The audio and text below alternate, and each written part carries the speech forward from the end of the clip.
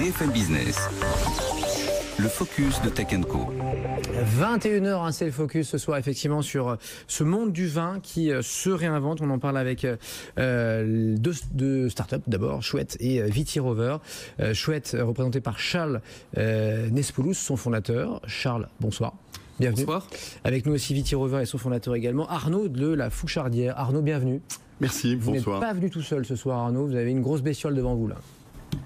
Le robot Vitirover, effectivement, et on va en parler. On va en parler, parlons-en tout de suite, effectivement. Donc robot pour désherber, mais sans produits chimiques. Là, c'est effectivement, on s'apprête là, on veut se passer du glyphosate. Facile à dire, moins facile à faire. Mais vous dites si, on a une solution et c'est écolo. Voilà. 8 millions d'hectares de vignes dans le monde, 6 millions sont désherbés au glyphosate. Et chaque seconde, il y a 2 kilos de glyphosate qui sont balancés quelque part dans le monde. Donc c'est vraiment terrible et il fallait chercher des solutions.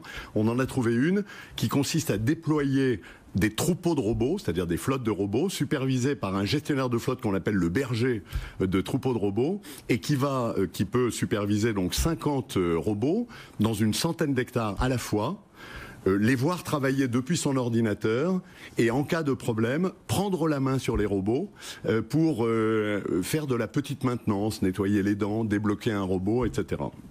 Et si la problématique est plus compliquée, eh bien dans ce cas-là, le berger va aller sur place et va par exemple nettoyer le panneau solaire s'il y a un pulvérisateur qui est passé et qui a mis du produit, ou va changer la batterie s'il n'y a pas... Effectivement, il est recouvert là d'une couche...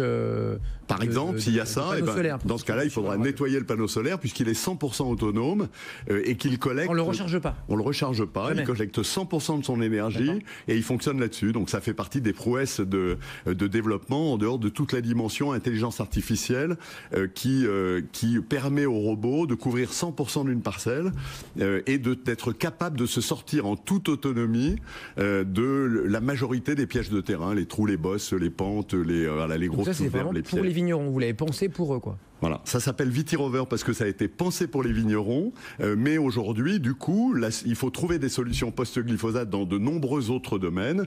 Et par exemple, eh bien, on travaille avec la SNCF qui a besoin d'entretenir les pistes des deux côtés des voies.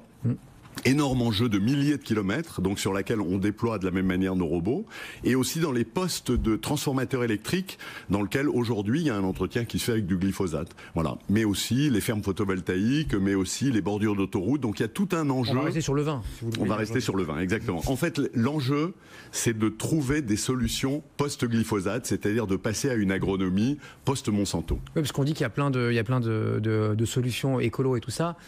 Mais elles ne sont pas forcément efficaces. Ou industrielles en tout cas. Elles sont difficiles à industrialiser sur des centaines d'hectares. Alors que nous pouvons déployer des centaines de robots pour couvrir des milliers d'hectares, à la fois dans le vignoble et ailleurs. Bon, Vitirover, Arnaud, pourquoi vous avez pensé à ça là, au début? Pourquoi vous avez dit tiens, je vais attaquer le monde du vin? Alors j'ai un associé qui est dans le monde de la vigne par sa famille.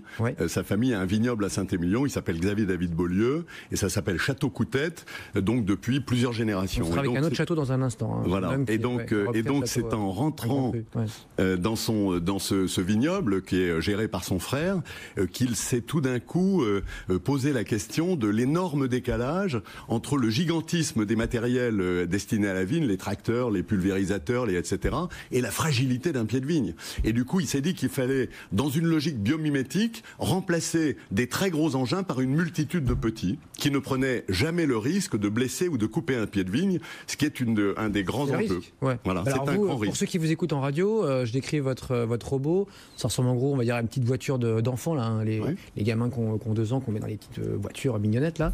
On couple dessus, ça fait un toit plat et sur lequel on trouve donc vos panneaux solaires. Exactement.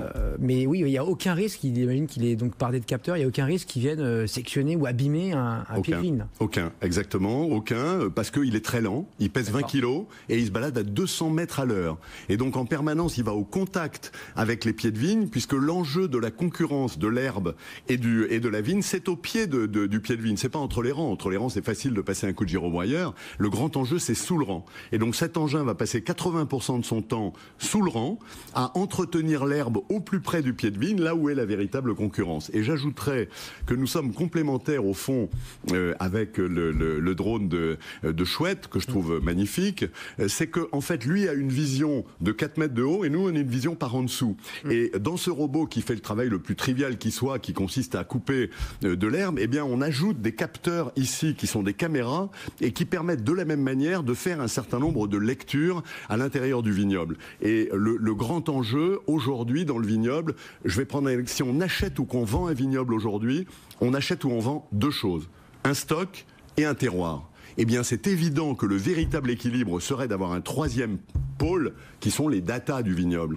Et tout ce qui peut permettre de mieux connaître son vignoble, si possible pied par pied, plutôt que par massif ou par propriété ou par parcelle, pied par pied, ce qui ne peut d'ailleurs se faire qu'avec des drones ou avec des robots, est un plus formidable pour trouver des solutions techno, des solutions 2, 3, 4.0, pour diminuer les intrants ou pour mieux les spatialiser, c'est comme ça qu'ils disent, c'est-à-dire balancer au fond sur des zones beaucoup plus petites. Là où il y a besoin. Ou de manière plus préventive. Voilà. Donc le jour où on aura toutes ces informations sur un pied de vigne, eh bien on pourra effectivement optimiser beaucoup ce travail et diminuer les intrants. Et Arnaud, quand vous dites désherber, parce que les petites, je sais pas comment vous appelez ça, c'est des ciseaux devant là, c'est des. Oui, tout à fait, des gyrobroyeurs. Elles baissent parce qu'on est à 10 cm de hauteur. Oui. Elles peuvent aller plus Elles ras, peuvent aller de 4 à 10 cm de haut en fonction de la problématique, et c'est en fait le berger, ce gestionnaire. Vous ne cherchez pas de l'herbe, vous cherchez des mauvaises herbes, quoi. Ah non, on cherche l'herbe. Non, en fait, l'herbe uniquement. Exactement. Vous savez, depuis toujours l'agriculture, c'est mon associé qui dit ça tout le temps, mais c'est vrai. Ouais. Depuis toujours l'agriculture, qui consiste à tuer la mauvaise herbe pour que la plante principale puisse pousser. On a commencé à le faire avec une arère, avec un homme, ensuite avec des bœufs, ensuite avec des chevaux, ensuite avec des tracteurs. Mais la logique est toujours restée la même. Donc tuer l'herbe ou maintenir l'herbe qui empêche la plante principale de bien pousser. Eh bien nous apportons une nouvelle solution. Depuis 50 ans, ça a été fait avec Monsanto. C'est dingue. Quand on pense au respect de la planète, au respect de l'homme, c'est absolument dingue que c'était fait avec du glyphosate. Eh bien nous apportons une solution post-Monsanto qui permet d'inventer une nouvelle agronomie qui est cohérente avec cette logique écologique, économique et simple pour le viticulteur.